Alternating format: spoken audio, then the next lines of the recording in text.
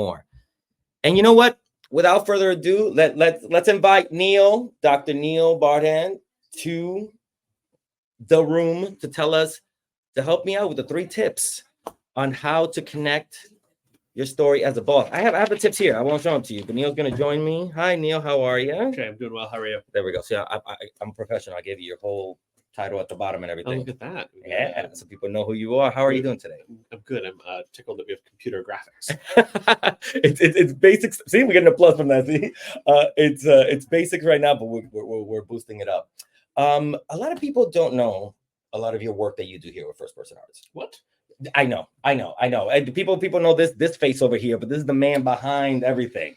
Dr. Neil, you are the, as it says, director of applied storytelling. That's me. Please, and this is why it connects to the tips that we're going to give to the bosses, because you go to different organizations, different places, tell people how to tell your story. Give us a little bit of what you do.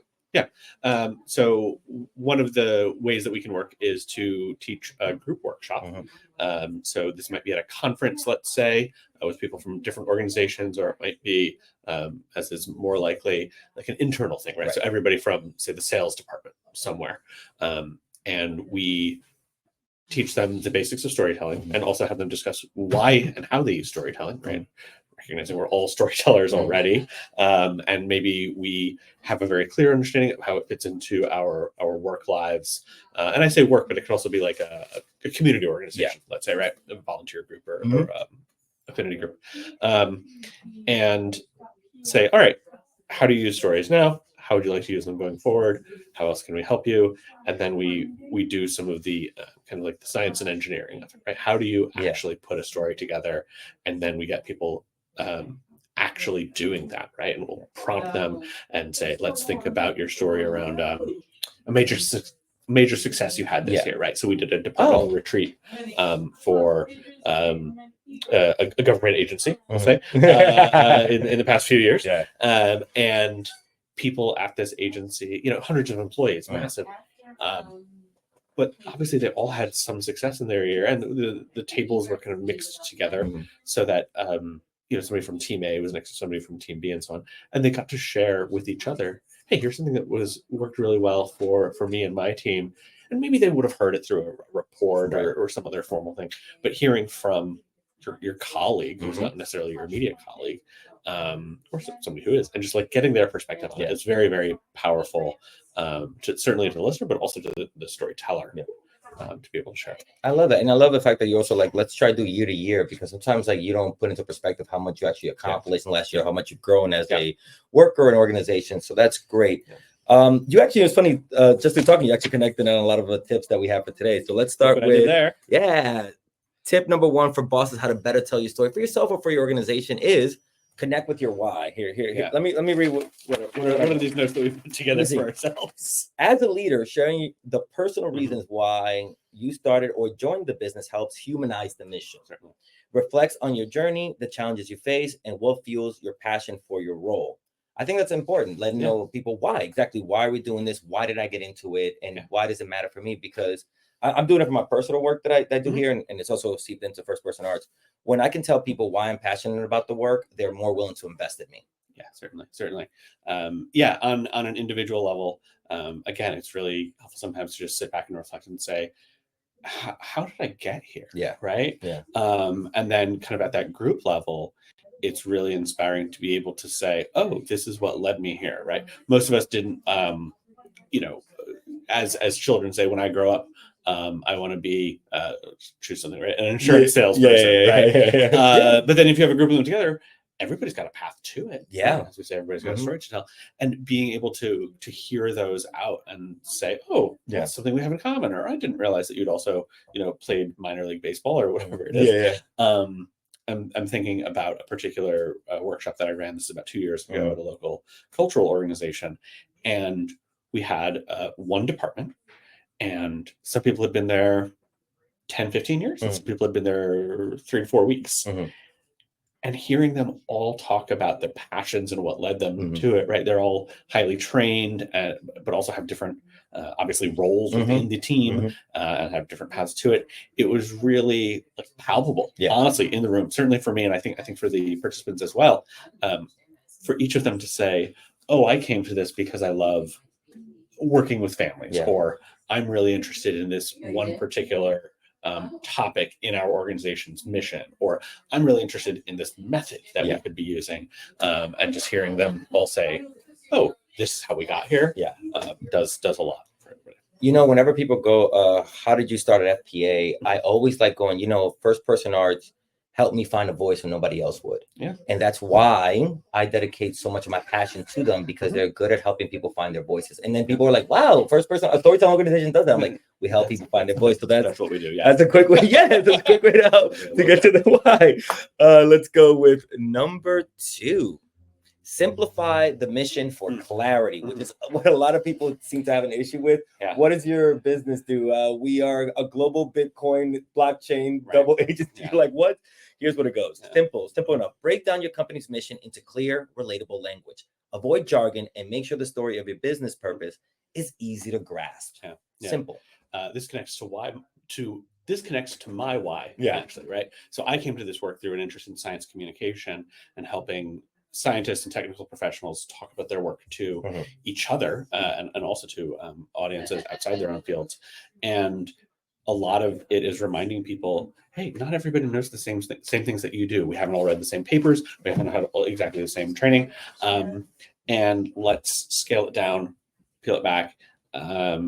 Sometimes, often actually in the workshop, I get to say to people, hey, you got to remember, I have a high school education in physics or whatever it is. Yeah. And I just say, I'm really good at what I do, but I'm learning about your healthcare system, for instance.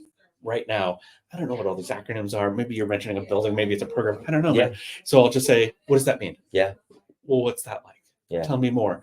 And sometimes I'm kind of like quote playing them a little bit, but honestly, it's usually quite genuine, where I just say, I don't know, or I don't know what perspective you have on it. So let's be clear about that. I know it's a phrase from the movie Philadelphia, because we're in Philadelphia, but it's like when he says explain to me like I'm a 5th grader or something like that. And that I kind of like that phrase, because and I got this from TikTok as well. Somebody made a video going, even if you think making an omelet is something that everybody knows, you'll be surprised at how many people don't know how to crack an egg properly. Even the simplest thing, you think you're making it too simple. No, there are people out there who really want to, hey, can you explain this to me? And they're afraid to ask. Sometimes the most basic, simple, down to the core would really help people. Like, thank you so much for giving me that. And even if they do understand it, sometimes it's helpful to just say, hey, when I say this, I mean X. Yeah. Right. I use an example a lot from a particular storytelling with nurses, where there was a discussion over a specific medical term.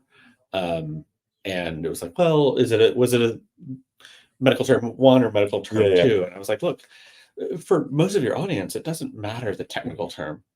Use something a little more casual, or just say, there was an incident with the brain, whatever it is. Yeah. And if you're trying to teach through it, or it's really critical, you can go into another level of detail. But by and large, you can simplify and keep it easier for your audience. Yeah, know the why, know your why, and keep it simple when you explain them the why. And the final tip that we'll have for people. Shoot, I did not write the final script. Hold on, I messed up here. Give me a second. Computer graphics in action, folks. Yeah, I know. I should have. There it goes. Copy. We'll bring this over. He hit Control C. Did you guys know you could hit Control C and copy things? See, you didn't, because now I taught you, and now you know. And there we go. Number 3. Without further ado, apologize for that, people.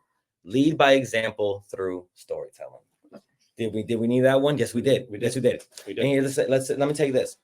As somebody who does a lot of stuff online about my own personal experience, I never realized how much telling my story is actually going to make other people come out of the shadows or want to get into the same line of work, or basically be aware of something that they didn't know. So at the end of the day, it's really important to lead through example by telling your story, because you don't know how many people you're inspiring either to get into the work or to support you or whatever it may be. So you got to start with that. Yeah. Again, it's that humanizing and giving somebody something parallel to hang on to.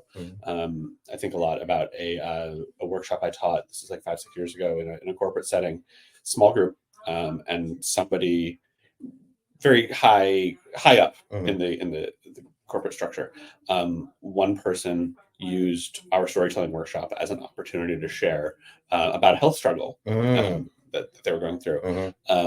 And it opened up that door to vulnerability, but also let the others have an understanding of, oh, okay, that has colored what your personal life is these days. Let's see how that connects to our role as leaders and as managers and as peers to each other. And that one has always stood out to me. Obviously, I know way more details on that. But it was just really, it's important to see that again, like laterally.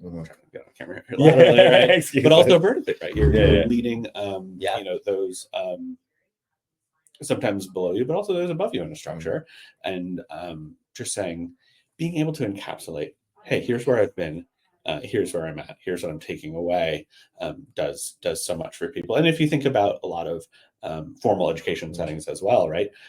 You learn through case studies in business school, or you do a lab in chemistry, a high school chemistry education, by the way, right?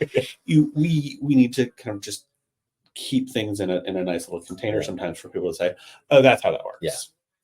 I get it now. Okay, I can reflect back on it. I've been thinking about this recently as well when I am hearing like parables and fables and how important those are to teach people values and explain kind of like mindsets a lot. It's funny. It's funny. I was watching The Penguin, and it's really good. Actually, I haven't checked it out. It's really worth the shot. Okay. Yeah. All right. And in it, the main woman, I'm telling you, I promise you, bro, you're gonna walk away from this going, "Oh my gosh, bro." The main woman, she went through a lot, right? And she's telling the kid the story. She's like, "Hey, I heard something bad happened to you," and she put it in a fairy tale form, even though it perfectly fit with her life. And I don't know why I've never put that together. How much like those stories really do teach you in ways that like children's story. Even I know, it's supposed to mean, but the way she did it, I was like, wow, I understood it quicker than I thought I did. That's why we use it for children, and that's why we use it, in like I said, in more formal education settings. But then sometimes just in the working and professional world, sometimes it's easier to just not totally fictionalize and fantasize it, but create a tight little version. So I appreciate any other tips or anything else you want to tell the people about the work you do and how to find you, anything before we let you go? Check out all of our work on our website. Got a lot of great collaborations coming up over the next couple months. Very excited for some of the partnerships that we have going on. I'll also quickly explain, kind of going back to your original question about like how we work. One of the things that we've been doing recently is pairing, if you will, a workshop with individual coaching. So let's say you have a bunch of just use a really random example, right? Individuals who are part of a parent-teacher organization at your neighborhood school. We might lead a workshop there, have everybody kind of share some stories together, but then also offer individual coaching as well, so that individuals can get a little one-on-one time and refine their story and practice it. And that's been really powerful for the storytellers as well as the organizations bringing us in, because so often, people leave a workshop and they're like, I learned something, and gosh, now what do I do? And whether you're just trying to refine your skills or working up to a specific deadline, it's nice to be able to say, hey, I brought this thing out of this workshop. Now what do I do? Right. So I love that. And if, thank you, Neil, for the tips. And if you want to know more, go to our website, firstpersonhours.org. And if you're an organization that wants to work with us, please message Dr. Neil here, and we'll take it from there. Love it. Thank you so much for your time, man. Okay. I appreciate you.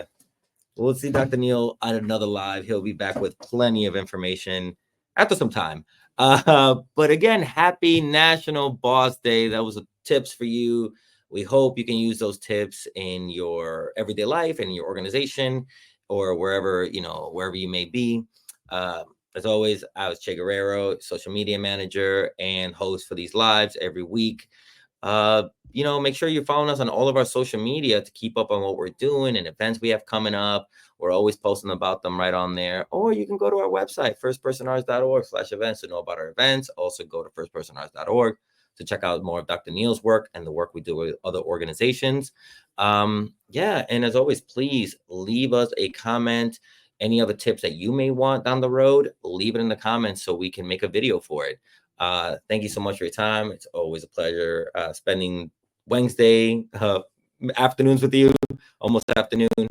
Have a good rest of your day. See you next week. Bye. I got it, Tracy.